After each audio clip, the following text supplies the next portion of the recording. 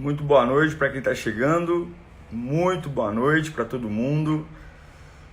Muito boa noite para os meus amigos, irmãos preciosos que me dão a alegria de dividir esse tempo com vocês nessa noite. Muito obrigado por estarem aqui. Eu garanto a vocês que vai valer a pena. Quando eu marquei a live, depois que falei, puxa, muito tarde, né? Muito tarde, 9h30, mas eu já tinha marcado, já tinha alinhado o conteúdo.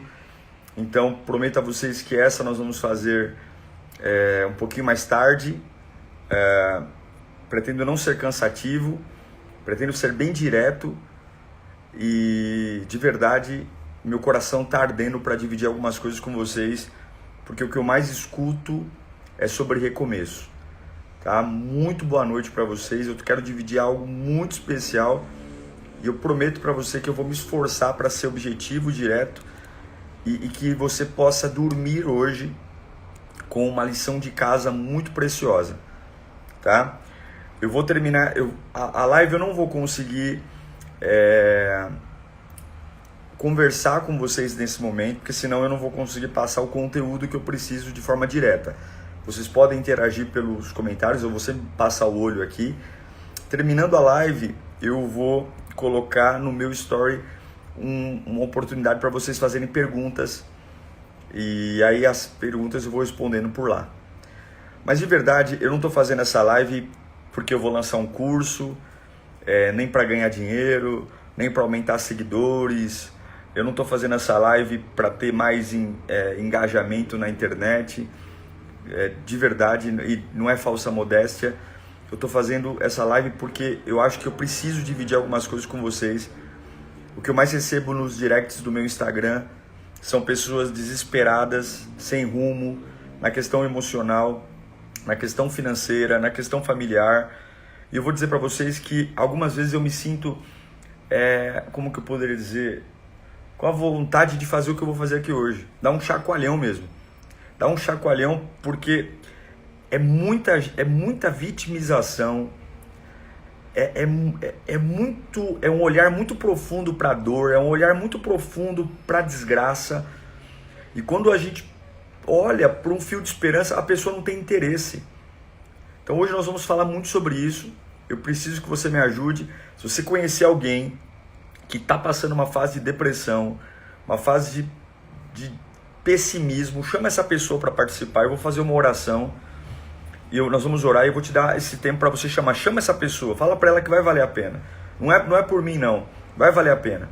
Chama essa pessoa. Se você conhecer alguém que está com depressão, síndrome do pânico, se você conhecer alguém que vai ser uma noite, eu vou deixar essa pessoa com uma lição de casa. Ela vai dormir essa noite muito mal, mas não vai dormir mal no sentido de aumentar a depressão, mas ela vai ser confrontada. Eu vou te confrontar aqui hoje. Não vou trazer passos para a vitória, não vou trazer passos para o sucesso. Eu não acredito em passos, eu acredito no que eu vou ensinar para você aqui hoje. Então, de verdade, antes de eu começar, eu não vou ser muito extenso, eu queria que você chamasse aí, vai no grupo do WhatsApp, chama uma pessoa, fala, fulano, vem cá, assiste a live do pastor só hoje. Se você não gostar, não precisa assistir nunca mais. Mas eu quero dividir com vocês essa verdade bíblica. Eu quero dividir isso.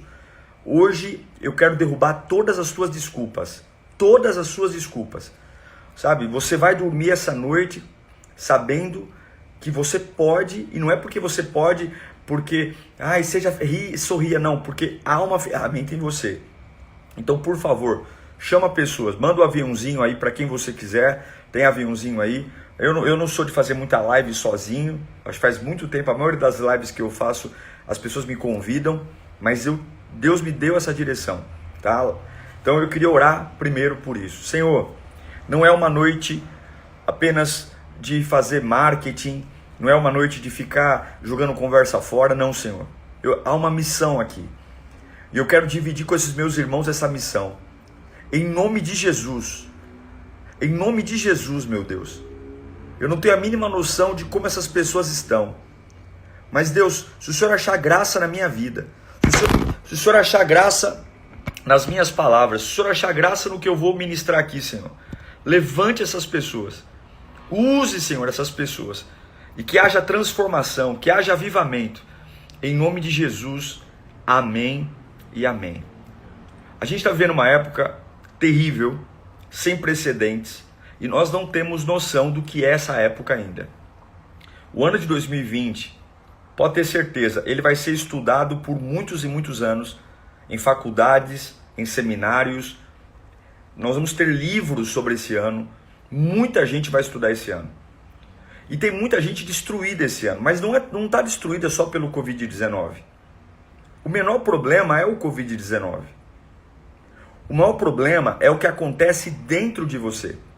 Esse é o maior problema. A primeira coisa que eu quero te ensinar nessa noite é que o mundo, ele não vai deixar de ser cruel. O diabo, ele não vai se converter. As pessoas, elas não vão se tornar príncipes encantados.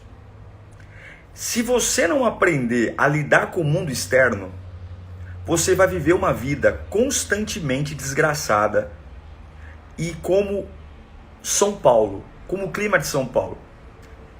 Em São Paulo tá frio, você sai com blusa. À tarde você leva uma camiseta. À noite você leva uma sombrinha, porque o clima de São Paulo muda. Quem mora em São Paulo, tem muita gente fora de São Paulo, que o clima de São Paulo muda o tempo todo. O tempo todo o clima muda. Você vai ser como o clima? De manhã você está feliz, à tarde você está chateado e à noite você está depressivo?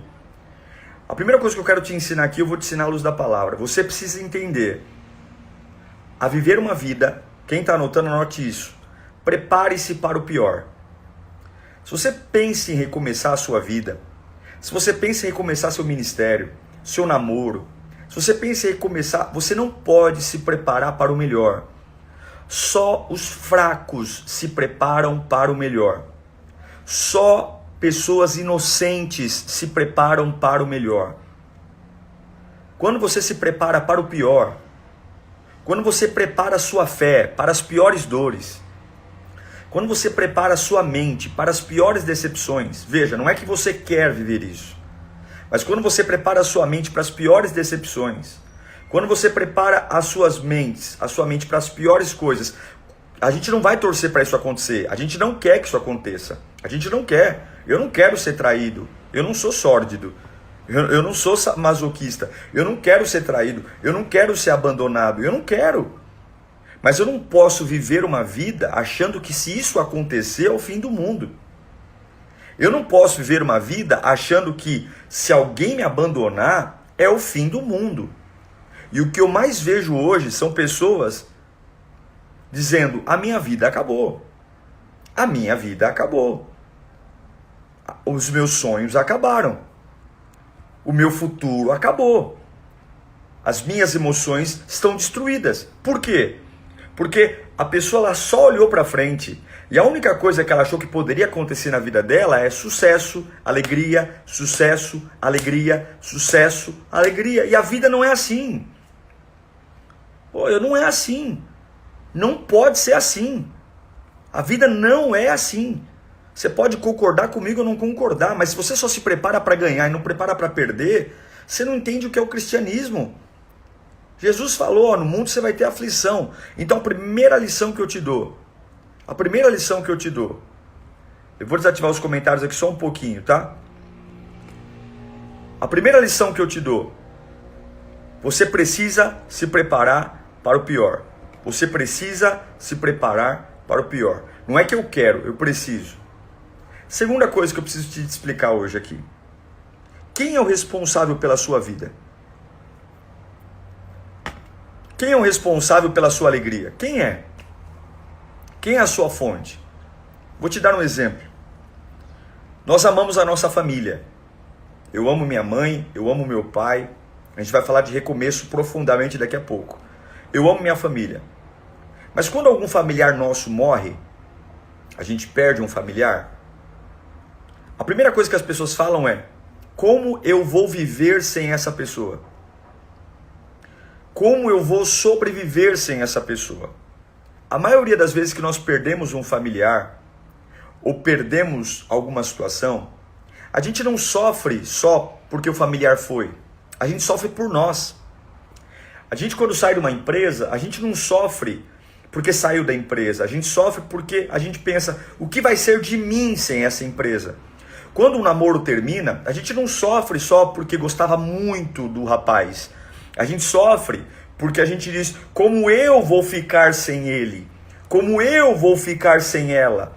O problema é que nós somos egoístas ao ponto de entregar nossa vida para pessoas que nos alimentem.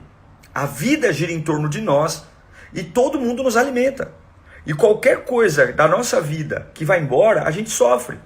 Agora, você acha que todo mundo que está com você hoje vai ficar até o fim? E se esse seu namoro não der certo, você vai morrer? E se esse seu emprego que você quer se aposentar, o camarada te manda embora? Então hoje é um rastro de pessoas destruídas emocionalmente, deitadas numa cama, passando fome, se vitimizando, chorando, deixando a mãe e o pai em pânico porque eu vou me matar, eu vou me suicidar. Sabe por quê? Porque entregou para pessoas o que deveria entregar para Deus e colocou na mão de gente a administração do que você, camarada, deveria estar administrando. Então não me venha dizer o quanto a sua vida é difícil. Venha dizer para mim o que você tem feito no meio da sua vida difícil. Não venha listar para mim as enormes razões que você tem para simplesmente abandonar Deus e abandonar a fé. Mas venha dizer para mim o que você tem feito no meio da angústia. Ou você quer viver numa bolha? Ou você quer viver num mundo de uma redoma? Ou você quer viver num mundo utópico? Quem é o responsável pela sua vida? Quem é o responsável pela sua vida? O que eu mais escuto hoje das pessoas é: pastor, me ajuda, eu não sei o que fazer. Agora, vamos conversar aqui um pouquinho. Você acha que uma vida é destruída do dia para a noite? A gente vai falar sobre recomeço, certo? Eu só recomeço uma coisa que acabou, que destruiu. O que tem antes de um recomeço? Um fracasso. O começo é diferente do recomeço. Antes do começo não tem nada. Por isso que todo recomeço é maravilhoso. Por isso que todo recomeço é lindo. Porque não tem nada. Agora o recomeço é terrível, porque antes dele tem um fracasso. Antes dele tem uma desgraça. Então talvez você está aí tentando recomeçar o teu casamento. O que tem antes disso? Um fracasso. Recomeçar teu namoro. O que tem antes disso? Um fracasso. Recomeçar tua vida profissional. Se eu estou recomeçando, é batata. Tem um fracasso. Um fracasso. Agora, ninguém recomeça uma vida sem pegar o bisturi. Não é recomeçar dando pulinho de alegria. É recomeçar para valer. É recomeçar com seriedade. Não é recomeçar postando no Facebook para os recalcados verem. Não, é recomeçar com compromisso com você e com Deus. É recomeçar sozinho, porque quem quer recomeçar não tem torcida organizada não. O recomeço é um processo solitário. Se você quer apoio para recomeçar, desculpa, você não sabe o que é recomeçar. E se você quer recomeçar com apoio, mais uma vez me desculpa, você não sabe o que é recomeçar. Você não sabe. Agora, pensa comigo um instante. Eu já vou ler a palavra aqui para você. Pensa comigo, você que está aí cheio de razão e cheio de culpados porque a tua vida foi destruída. Pensa comigo. Quantos anos demorou para a sua vida ser destruída? Alguém destrói uma vida do dia para a noite? Alguém destrói uma vida do dia para a noite? Alguém acorda hoje e fala: hoje eu vou destruir toda a minha vida, todos os meus sonhos, todas as minhas emoções, eu vou destruir minha vida, eu vou acordar. Alguém destrói? Nem que você queira, você não consegue arrebentar toda a sua vida num dia. São meses, anos. Aí sabe o que acontece? O camarada, ele fica 20 anos para destruir a vida dele. Ele não ouve pai, não ouve mãe, não ouve Deus, não ouve a Bíblia. Ele é como um animal no cio, ele vai pelos instintos, vai pelo desejo, ele vai para cima de todo mundo, ele não mede consequência, ele não tem. Aí o camarada estoura a vida dele. Estoura a vida dele. Aí quando ele chega no fundo do poço, ele sai do fundo do poço gritando, desesperado, pedindo ajuda, porque se ninguém ajudar ele nesse momento, ele vai se matar. Porque se a vida dele não voltar a ser o que era antes, ele não vai suportar. Camarada, você ficou 20 anos 20 anos da sua vida sem pedir opinião de ninguém.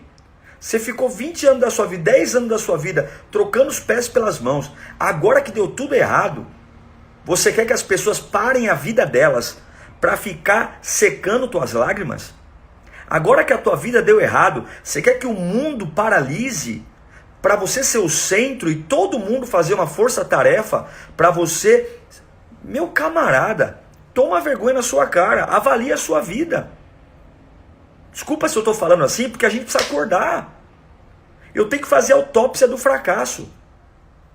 Primeira coisa, eu já falei antes, prepare-se para o pior. Segundo, você quer recomeçar? Não casa, não namora, não entrega currículo, não muda de igreja, sem pegar o fracasso e fazer uma autópsia nele. Eu tenho que saber por que deu errado. Eu tenho que saber o porquê que a minha vida está errada. Eu acho. Não tenho que achar. Eu tenho que saber se é o meu dedo podre. Porque eu estou vendo um monte de mulher que apanha de marido, separa e casa com outro que bate de novo. Eu estou cansado de ver gente que arruma emprego e fala assim, esse emprego não é para mim. Esse emprego não é para mim, ninguém presta nessa empresa. O camarada pede a conta, entra numa outra empresa e o discurso é o mesmo. O camarada não gosta de trabalhar, gente. A autópsia é essa. O namoro é a mesma coisa. Porque se eu não faço a autópsia do fracasso, eu vou achar que a minha vida está uma desgraça por culpa das pessoas. E não está.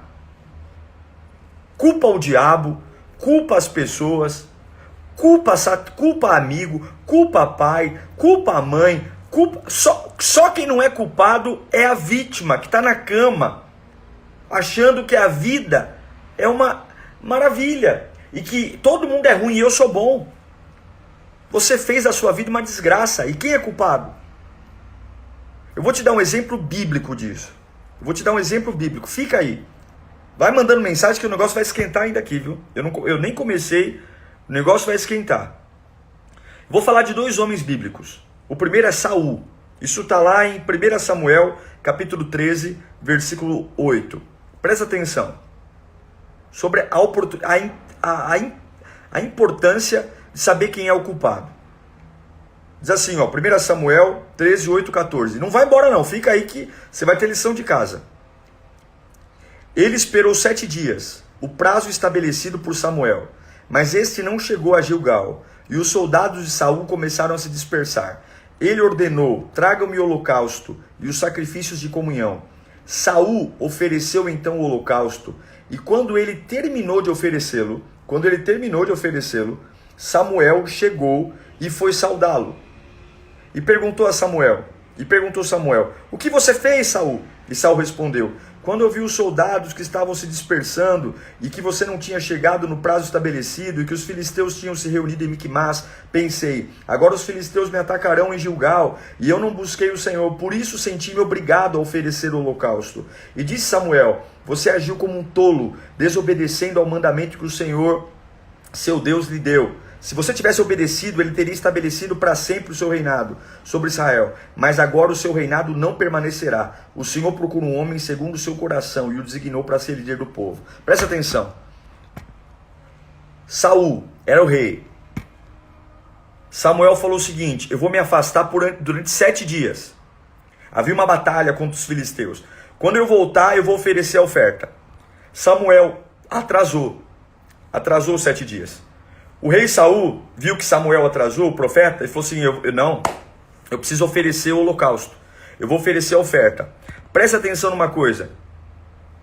Só o profeta poderia oferecer a oferta. O rei não poderia. Quando Samuel chega vendo Saul com a boca na botija, Saul está fazendo a oferta. Saul estava errando.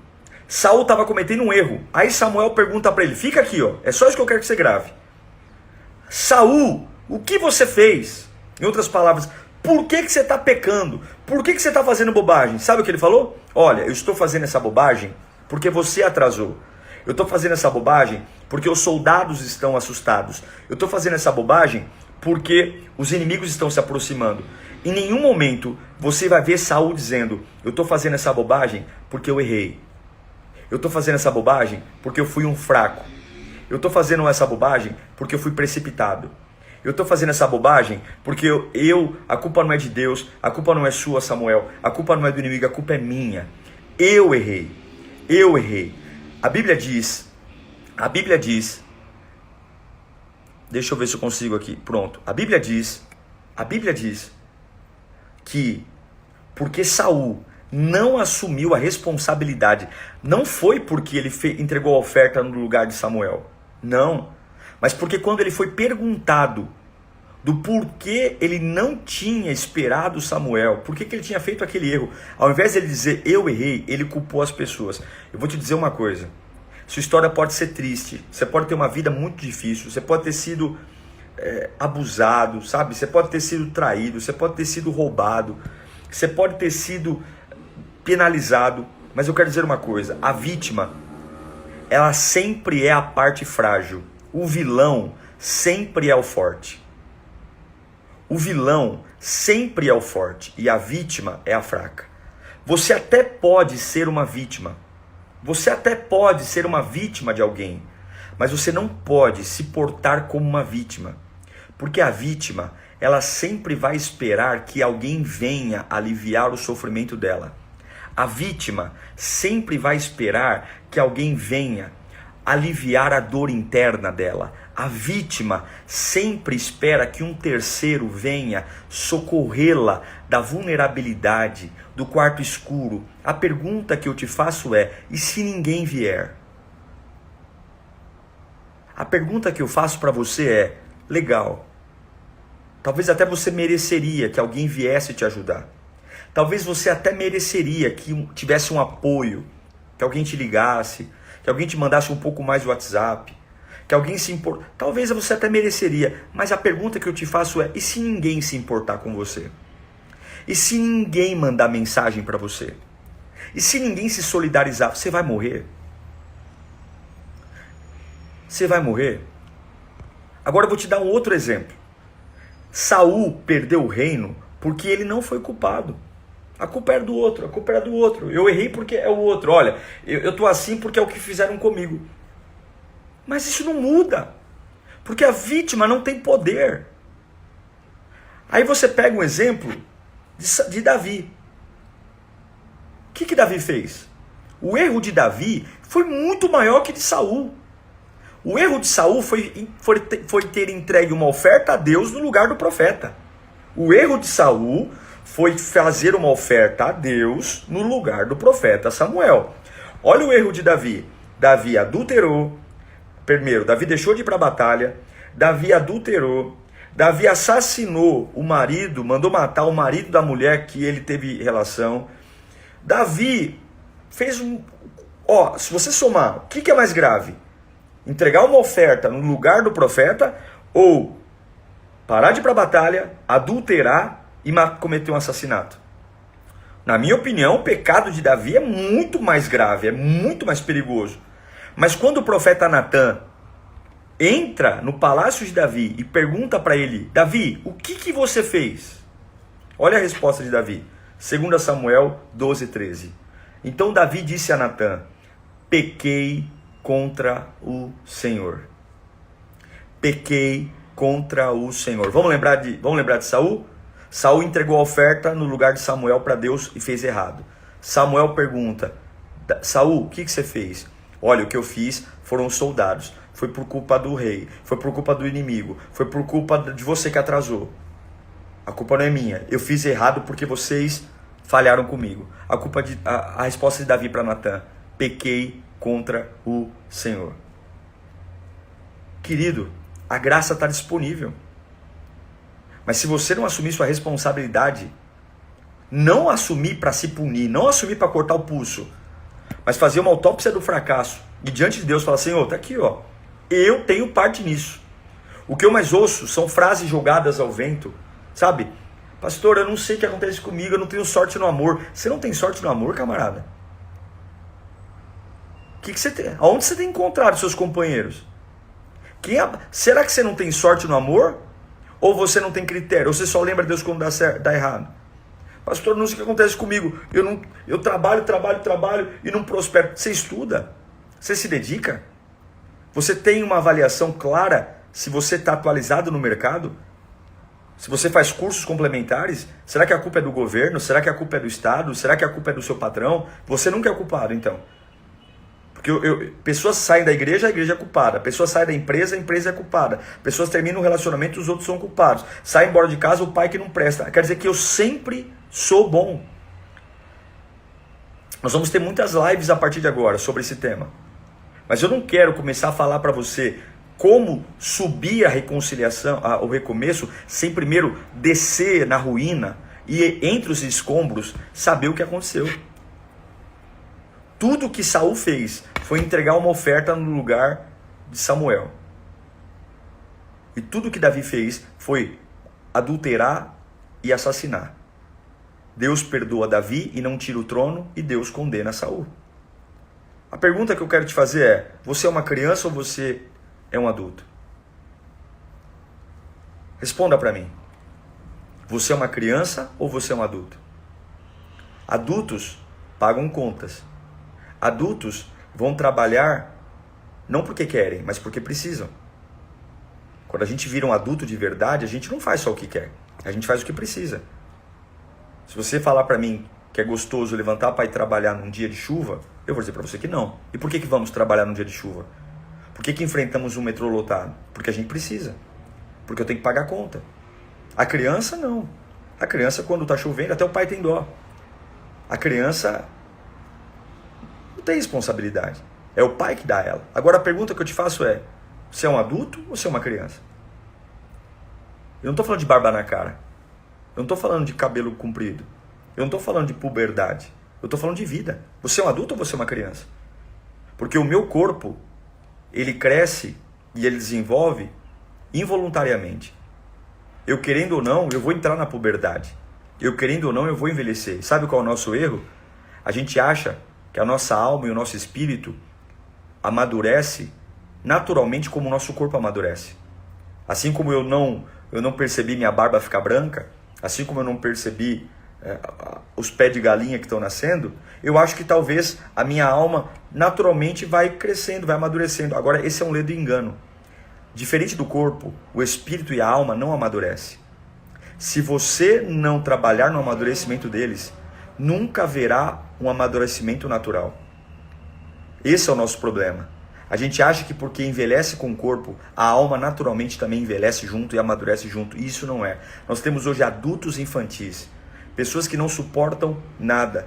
Pessoas que não aguentam nada. Pessoas que não suportam absolutamente nada.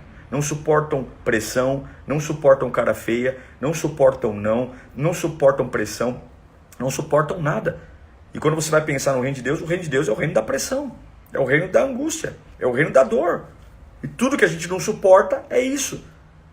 Olha o que Paulo fala. Gálatas capítulo 4, versículo 1 e 2. Para você que está se sentindo uma criança. Paulo fala o seguinte: digo, porém, que enquanto o herdeiro é menor de idade, em nada é diferente do escravo, embora seja dono de tudo. No entanto, ele está sujeito aos guardiões e administradores, até o tempo determinado pelo Pai. Em outras palavras, se você não amadurece, sua vida está na mão de alguém. Se você não amadurece, sua vida está na mão de um lugar. A pergunta que eu faço é: você precisa que alguém venha? É lindo ver uma criança. Agora é vexatório ver um adulto criança. Eu não estou dizendo, querido irmão, que a gente não sente dor. Eu não estou falando que você agora tem que ser um insensível. Nós somos humanos. E não é pecado ser gente. Eu não tenho nenhum botão. Se você tiver aí, me explique. Mas eu não tenho nenhum botão que aperta, que desliga a tristeza, que desliga a dor. Não. Mas eu tenho que entender que eu sou muito mais do que o que eu sinto. E o reino de Deus não é o reino do sentimento. O reino de Deus é o reino da consciência. É o reino da consciência. Embora eu esteja triste, eu tenho que saber quem Deus é. Embora eu esteja melancólico, eu tenho que saber quem Deus é. Embora a pessoa que eu acho que amo me deixou, eu tenho que continuar sabendo quem Deus é. E não colocar tudo num balaio de gato. E a partir de agora, eu questiono Deus, eu questiono a vida, eu questiono a esperança, eu questiono o futuro. É um papel de criança. É a criança que pede para a mãe um Danone e a mãe não dá, e ela deita no corredor do mercado e ela bate o pé no chão. E a mãe fica dizendo, para com isso, você não vai morrer por causa que você não tem um Danone, não vai morrer, tem outras coisas. Mas a criança, ela olha para aquele Danone e ela acha que se ela não tiver aquele Danone, o mundo vai acabar. A gente ri dessa criança, a gente passa no supermercado olhando para uma mãe com um filho fazendo birra, mas a gente faz a mesma coisa quando a vida ou quando a situação tira algo que a gente achava que precisava. Você não precisa de homem. Você não precisa de mulher. Deus não te fez para depender do amor de pessoas. Deus não te fez. A sua vida, iguais não se sustentam, gente. Iguais não se alimentam. Iguais não se alimentam. Iguais não se curam. Você está fazendo de um igual uma fonte. É lindo ter minha esposa, é lindo ter minha filha, é lindo ter pessoas ao meu lado, mas eu preciso treinar minha mente para dizer o seguinte, se eu perder todos eles, eu vou continuar, eu vou chorar, eu vou sofrer. O choro faz parte da vida, a Bíblia diz que o choro dura uma noite, só que só deveria durar uma noite. E aí você manda para mim, a pessoa fala, pastor, o que eu faço? O que você faz? Você tem que ter na ponta da língua, por que tua vida não dá certo? É porque você não assume responsabilidade? É porque você é infantil? É porque você esquece, Deus é uma igreja, Deus é uma sensação, Deus é uma musiquinha, ou Deus é algo que vale a pena? Qual é o seu compromisso com Deus? Qual é a sua racionalidade em relação ao que é a vida? Né? Jesus vai falar para a gente lá em Mateus 7, que a gente deve parar de olhar para a vida dos outros. Ele vai dizer, não julguem, para que vocês não sejam julgados, pois pela mesma forma que julgarem, vocês serão julgados. E a medida que vocês usarem, também será usada para medir vocês. Por que você repara no cisco do olho do seu irmão e não se dá conta da viga que está no seu próprio olho? Que porrada Jesus nos dá aqui, hein? Como você pode dizer ao seu irmão, deixe-me tirar o cisco do seu olho, quando há uma viga no seu? Hipócrita, tire primeiro a viga do seu olho, e então você verá claramente que tirar o cisco do olho, e então você verá claramente para tirar o cisco do olho do seu irmão. O que Jesus está falando? Cuida da sua vida. Cuida da sua vida. Olha para você. Você quer recomeçar? Pelo amor de Deus, prepare-se para o pior. Assuma a responsabilidade. Assuma. Perdoe. Porque o perdão não... A angústia e o ódio, tolo, ela não separa, ela une. Quando você escolhe ter raiva de alguém, você está trazendo essa pessoa para passar 24 horas por dia com você. Você vai acordar com essa pessoa, você vai dormir com essa pessoa, você vai tomar café com essa pessoa. Tolo, perdoe. O perdão não é o quanto a pessoa merece. Não fica ali, será que merece o meu perdão? Eu não vou me rebaixar. O perdão não é o quanto a pessoa merece, o perdão é o quanto você quer ser livre. Então não adianta. Eu vou ter lives com vocês para ensinar você a recomeçar. Mas não adianta eu mostrar a beleza do recomeço, a alegria do recomeço, sem fazer uma autópsia do fracasso. Sem ensinar você que o lugar de autoridade tá quando você tira os olhos da janela e vai para o espelho. Vai para o espelho. E começar a ter uma vida onde eu vou sair da solidão e ir para a solitude. Tem pessoas que falam, meu Deus, eu estou sozinho. Irmão, os momentos mais intensos da Bíblia, Jesus mandou ficar sozinho. A oração do Pai Nosso, Jesus falou, vai lá, fecha a porta do teu quarto e fique sozinho. Sai da solidão. O que é a solidão? A solidão é uma angústia por falta de gente. A solitude é estar a sós, porque eu sou completo com Deus e comigo mesmo. Eu não sou contra as pessoas. Eu não sou, mas não tem lugar perfeito. Não tem, eu não tenho uma garantia que tua vida vai ser fácil. Eu não tenho uma garantia que o teu novo namorado não vai te pôr chifre. Eu não tenho. Pastor, será que o meu casamento vai ser restaurado? Não sei, porque não depende da minha oração e da tua. Deus não vai fazer o teu marido ser um boneco de fantoche para vir estar do teu lado só porque você está orando. Se ele não quiser estar com você, ele vai embora. Você pode ir para o monte, jejuar, fazer campanha, pode ir atrás de profetada. Se o teu marido, se a tua mulher não quer você mais, não tem, nem Deus traz de volta. Porque quem escraviza, quem manipula é o diabo, não é Deus. E se alguém falou para você, olha irmã, ora que Deus vai restaurar. Ore, ore, ore. Mas não seja tola de achar que Deus vai restaurar se o camarada lá não quer. Senão seria bom, seria fácil. Eu e você converteríamos o mundo todo. Ninguém iria para o inferno, então, se fosse assim. Deus não manipula. Então, é triste ver um casamento acabar? É claro. É triste ver um noivado acabar? É claro. Mas eu não posso deixar a minha vida na mão de alguém que oscila. Em alguém que não tem compromisso comigo, tem compromisso com ele. E eu vou te dizer uma coisa. Ninguém morre de amor, irmão. Ninguém morre de solidão. Não confie nas suas emoções. As suas emoções mentem. As suas emoções são mentirosas. Ninguém morre. A emoção vai dizer, você vai morrer. Você não vai É mentira. Emoção é como diarreia. Vem forte e logo passa. Ninguém morre de solidão. Ninguém morre de amor. Ninguém morre de melancolia. Não morre. Morre por perder a conexão com Deus. Ninguém morre. E quando você percebe que as emoções percebem que elas não são alimentadas, logo elas vão é igual a criança com manha. Quando ninguém dá atenção, quando ninguém fica olhando, ela cede. Então, você quer recomeçar? Prepare-se para o pior. Segundo, assuma a responsabilidade. Assuma, ainda que você seja uma vítima. Assuma, porque o vilão é a parte mais forte. Se as pessoas forem vilões da sua vida, a saída da sua vida está na mão delas. E entenda uma coisa. Se você quer amadurecer, tem roupas que não te servem mais. Tem amizades que não te servem mais. Eu quero te ensinar uma outra coisa também, para recomeçar. Fica comigo aí. Vai mandando aviãozinho que eu tenho um segredo muito forte para dizer aqui. Vamos acabar com essa patifaria de oração emocional. Para de orar emocionado. Fala para Deus o que realmente você quer. Se você quer restaurar a sua emoção para seguir adiante, não adianta você pedir a Deus te dar força para seguir adiante se você guarda a foto do ex. Se você entra em perfis que te remetem a uma vida que você ainda nutre esperança. Deus não vai ligar para aquilo que você fala. Deus vai ligar para aquilo que verdadeiramente você quer. Aí você fala assim, pô pastor, mas eu sei que eu preciso me desvincular dessa pessoa. Eu sei que mas é mais forte do que eu. Ok, você não controla as suas emoções, mas você controla o que vê, você controla o que ouve, você controla onde vai. Em 2015 eu pesava 92 quilos, 90 quilos. O meu problema sempre foi refrigerante. Sempre foi. Eu sempre tive problema com refrigerante. Eu eliminei 30 quilos em 9 meses. 30 quilos em 9 meses. Não fiz bariátrica. Não fiz 30 quilos em 9 meses. Mas para eu largar o refrigerante, eu tive que ir para lugares, orar em lugares. E quando era para começar a festa, eu ia embora.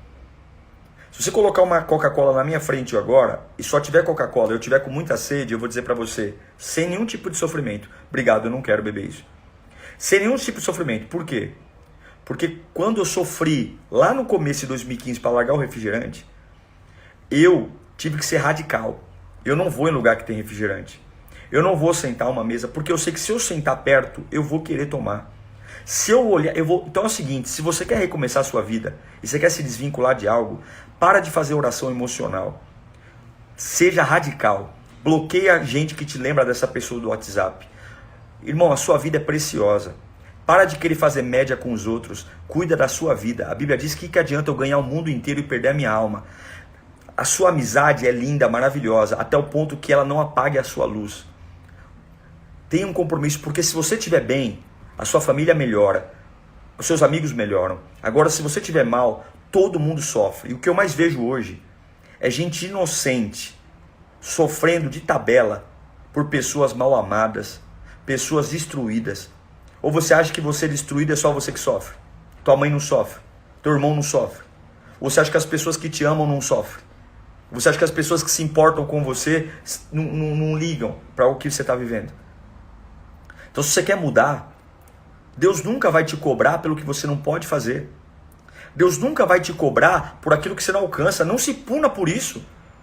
Não se puna por ainda sentir paixão por alguém. Não se puna por ainda sentir saudade. Sentimento você não controla. Não se culpe pelo sentimento. Eu não estou te culpando pelo sentimento, não. Não se culpe pelo remorso, pela culpa, não se culpe pela saudade, não se culpe pelos instintos sexuais. Não. Você não tem ninguém que tire isso de você. Agora se culpe por continuar agindo submisso ao que você sente. Eu posso estar muito apaixonado por uma pessoa, mas se eu tenho uma consciência que essa pessoa não presta, eu vou bloquear, eu vou ficar sem celular, eu vou ter abstinência, mas eu vou controlar. Um dia eu fui perguntar para um rapaz que hoje já morreu de overdose, tá? Já morreu de overdose. Ele entrou no meu gabinete pastoral e é impressionante porque as pessoas elas só pedem ajuda depois que se afundam nas fezes, né? Ela não fala com você antes, né? Em direção às fezes. Ela fala com você quando ela já mergulhou nas fezes. Aí a pessoa entrou na minha sala depois de ter... Desculpa se eu estou falando assim, mas eu quero falar objetivamente. Pastor, eu caí, eu errei, tal. Me conta.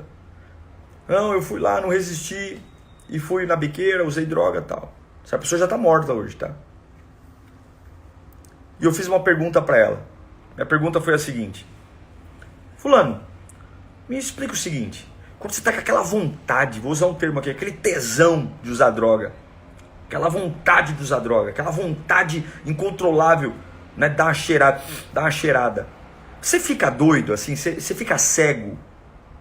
O mundo apaga e você fica tipo um sonâmbulo que fecha o olho e vai andando assim e já para lá na frente do traficante, já pega. Não, pastor, eu falo, então me explica uma coisa. Você se vê abrindo a porta da tua casa? Vejo, pastor. Você se vê descendo a escada do teu prédio? Vejo. Você se vê entrando num carro? Vejo. Você se vê indo de frente para o traficante pedindo? Vejo. Então você tem consciência? Tenho. Mas é muito forte, pastor. Não me fala do que você tem vontade. Não me fala. Você tem consciência? Tem. Por que você não me ligou naquela hora? Por que você não se jogou no chão naquela hora? Por que você não jogou a chave? Por quê? Sabe por que ele não jogou? Porque a droga faz ele se sentir bem. Sabe por que você não reconstrói sua vida? Pelo que você sente. Essa papagaiada, eu sinto, pastor. Eu sinto. É porque eu sinto. Pastor, eu não me livro dessa pessoa porque eu sinto. Eu me sinto bem. Pastor, eu não consigo superar isso porque eu me sinto. Vai se sentindo. Vai se sentindo porque hoje você se sente, amanhã você não se sente. Hoje você tem vontade de trabalhar, amanhã você não tem. Você não pode construir uma vida por vontade. Você não pode construir uma vida por vontade. A sua vontade é o que há de mais frágil em você. Se Jesus fosse por vontade, ele não suportaria a cruz. Ele falou: Pai, se for possível, afasta de mim o cálice, porque eu não tenho vontade de estar aqui. Eu não tenho vontade de fazer tudo o que eu quero. Eu sei que isso pode ser simples para você, mas você que está aí me assistindo, que está esperando a vida melhorar. Pastor, quando eu sentir, eu aceito Jesus. Pastor, quando eu sentir, eu levanto dessa cama. Pastor, quando eu sentir, eu perdoo. Pastor, quando eu sentir que é a hora. Quando eu sentir que é... Você não tem que sentir nada. Você não tem que sentir mais nada. Olha para a tua vida, o dia não volta. Toma vergonha e assume a responsabilidade. Assuma, o teu Deus espera isso de você. O teu Deus é dono de todo o poder, toda a glória. O teu Deus traz à existência o que não existe. Ele é o dono do poder, ele abre porta onde não há porta. O teu Deus não pede permissão para ninguém. A única coisa que ele não pode fazer é entrar no teu coração. E você está esperando que um ex-namorado, que uma ex-empresa, você está esperando um depósito na tua conta para se sentir melhor. Paulo falou o seguinte: eu aprendi a estar bem em toda e qualquer circunstância. O que ele está falando? Eu aprendi a ter dinheiro e não ter dinheiro. Não é que ele nasceu sabendo, ele aprendeu, ele amadureceu. Eu quero dizer para você, foque nisso. Quem é responsável pela sua paixão por Deus? Quem é responsável pela sua paixão pela vida? Quem é? Responda para mim. Ai, pastor, quando eu recebo um WhatsApp dele... é? Porque se a tua paixão tem um preço, o diabo vai pagar. Porque tudo que tem preço, não tem valor. Se o preço da sua paixão por algo, por Deus, é alguém, então sua paixão não tem preço. Não tem valor, porque ela tem preço. Paulo fala para Timóteo: Timóteo, mantenha acesa a chama do dom que há em você por imposição de mãos. O que Paulo está falando para Timóteo? É sua responsabilidade. É você que escolhe entrar na igreja, é você que escolhe sair da igreja, é você que escolhe servir a Deus, é você que escolhe se afastar de Deus, é você que escolhe estar feliz e é você que escolhe estar triste, é você que escolhe. Ninguém te pôs nessa cama, você se deixou estar nessa cama. Pastor, o senhor não me venha com melancolia, não me venha falar o que você sente, o que eu sinto não vale a pena. Por isso que Deus deixou uma Bíblia. A Bíblia existe para a gente não viver por sentimento. A Bíblia existe para eu ler ali e dizer: é isso que eu vou viver. Ainda angustiado, ainda triste, ainda solitário, eu vou viver isso. Que você assuma a responsabilidade pela sua paixão. Segunda coisa: quem é responsável pelas suas escolhas? Quem é? Quem é responsável? Deus é muito simples. Em Deuteronômio ele vai dizer, Deuteronômio 30:19, eu coloco na sua frente a bênção e a maldição. Vai lá, escolha. Quem é responsável? Você está onde está? É você. Você escolheu. Não deixa ninguém fazer sua escolha.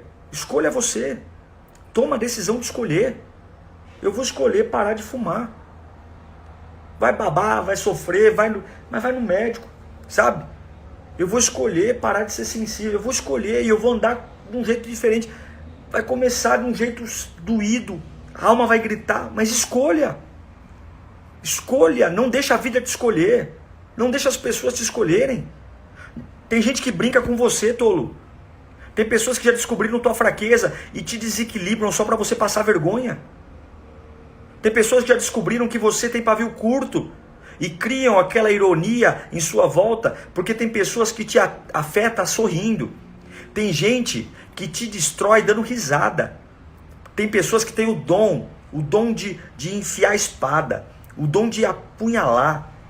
E quando ela percebe que você é suscetível, é sensível, ela vai te desequilibrar, porque ela sabe que o medíocre, ele não irrita ninguém. Agora, quando você deseja crescer na vida, você é a bola da vez. Escolha ser grato a Deus. Escolha agradecer. Deus nunca vai usar o que você não tem, Deus vai usar o que você tem. Escolha agradecer a Deus.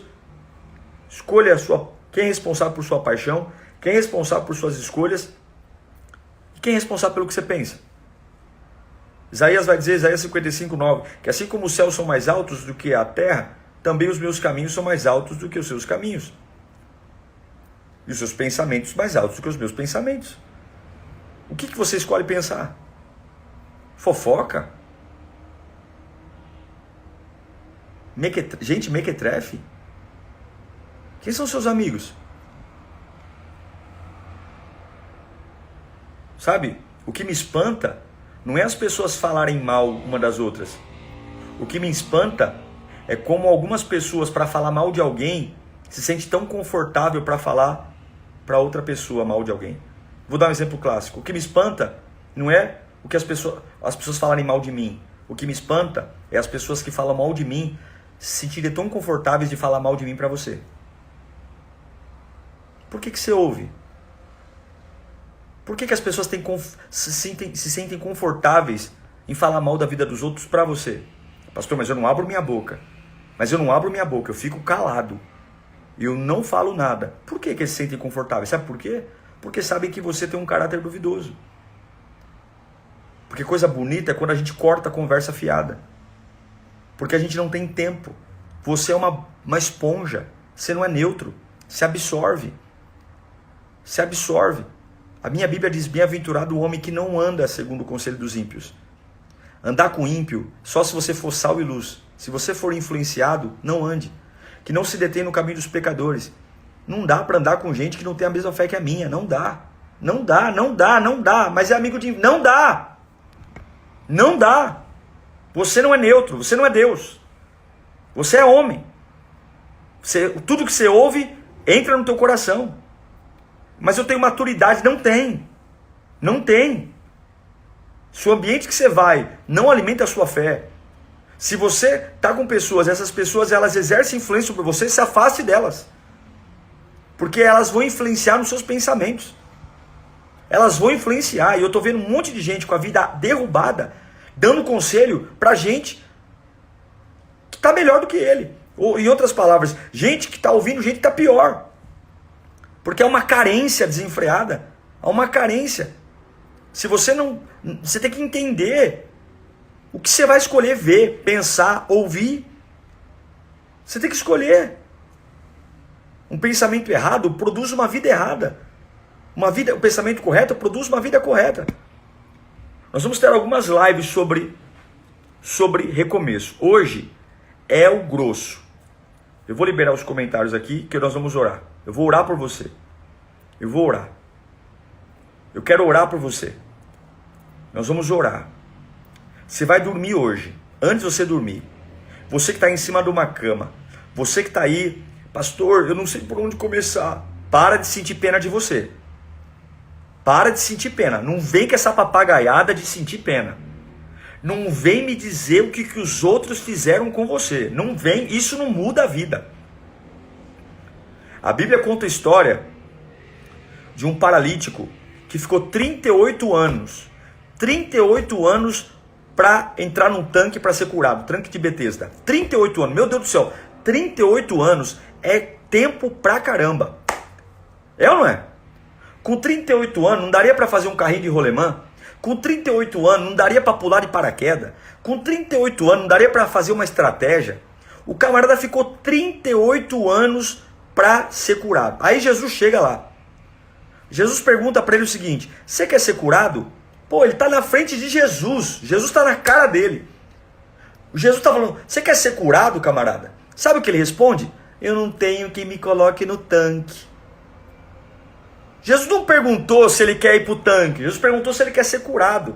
Mas o camarada está com uma cabeça tão acostumada a ser vítima, tão acostumada a dizer: olha, eu sou miserável porque eu tenho uma história. Eu sou miserável. Deixa eu te contar a minha história. Não, não me cobre não.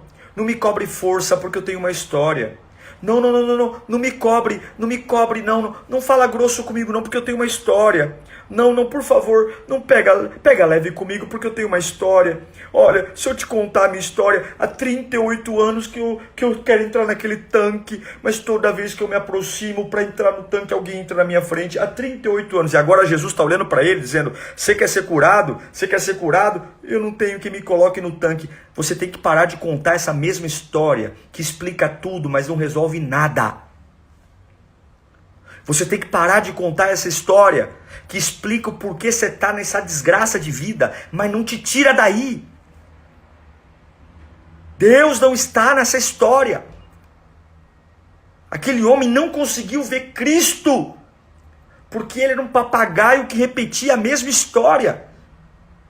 Então quer dizer que você nunca mais vai ter um relacionamento curado, porque eu tô assim, deixa eu te contar a minha história, porque um desgraçado passou pela tua vida e meteu um chifre em você? Então quer dizer que você nunca vai poder ser um profissional de sucesso, porque na última empresa que você trabalhou, você foi demitido injustamente? Então quer dizer que você nunca vai poder ser um servo de Deus, porque você tem uma história de erro? Talvez ninguém fez nada com você, talvez você que errou. As histórias, elas explicam, mas as histórias não mudam. E eu queria muito poder ouvir sua história. Mas ao invés de ouvir tua história, eu quero dizer que Jesus está na tua frente hoje, dizendo: eu não estou preocupado com a tua história, eu estava lá e eu vi. Eu quero saber o que você vai fazer com a sua história. O que você vai fazer a partir de agora? Então para de sentir autopiedade de você. Para de ficar contabilizando a tragédia. Depois você conta as perdas. É hora de recomeçar. E para recomeçar, você vai dormir essa noite, colocando a cabeça no travesseiro, olhando para a área da tua vida. Você tem que ter essa resposta. Eu vou te cobrar isso no próximo encontro. Próximo encontro. Eu vou marcar já em seguida, daqui a semana que vem. Você vai fazer a autópsia do fracasso. Eu quero que você tenha clareza da sua responsabilidade naquilo que não deu certo na sua vida. Você tem que saber. Mas não é que você vai, não é se saber para se punir, é saber para aprender. Eu tenho que saber. Eu tenho que saber para arrancar o dedo podre. Eu tenho que saber para eu parar de me sentir uma vítima. Eu tenho que saber para eu crescer. E vou dizer uma coisa para você. Você que está me assistindo aqui, fala, pastor, mas eu tenho mais de 60 anos. O meu Deus não tem problema em realizar sonhos com idade. O meu Deus não tem problema. A Bíblia diz que um dia na presença de Deus vale por 1000 dias. Um dia na presença de Deus, se só te restar um dia de vida, se você arrumar a tua vida, a realização que você vai ter em Deus vai compensar todas as dores, porque o meu Deus é um Deus de dupla honra. Então não fica aí projetando, dizendo, eu acho que é tarde demais. Se é tarde demais, meu irmão, se é tarde demais, então não faça nada. Não é tarde. A Bíblia diz que os dias estão contados. Se você está vivo, há esperança. Há esperança. Deus só pede para você uma coisa: faça a autópsia do fracasso. Assuma a responsabilidade. Assuma a sua culpa. E ainda que você não seja culpado, para você mesmo, assuma. E avance. Eu quero orar por você agora. Eu quero orar por você que se sente uma vítima. Eu quero orar por você que se sente aprisionado. Eu quero orar por você que repete constantemente a mesma história para todo mundo. A mesma história para todo mundo. Olha, o quanto você não tem, o quanto você não é, o quanto as pessoas são cruéis, o quanto a vida é difícil. O mundo é difícil mesmo, as pessoas são cruéis. Ei, sai desse mundo de Bob. Que mundo você vive? País das maravilhas? O diabo tá aí, olha, ele quer te matar. Tem gente que não presta. Pastor, mas na igreja tem gente que não presta na igreja. E daí? Vamos parar de ser hipócrita, vamos parar de ser bobo. Vamos parar de ser inocente. Se prepare para o pior. Prepara a sua fé. Eu amo minha filha, eu amo minha esposa, mas eu tenho que preparar a minha fé. Se Deus quiser recolher minha filha, eu vou chorar, mas eu não vou largar minha fé.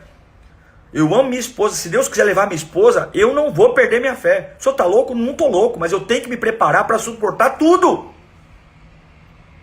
Ou você está só se preparando para o buffet, para o brigadeiro, para as promoções?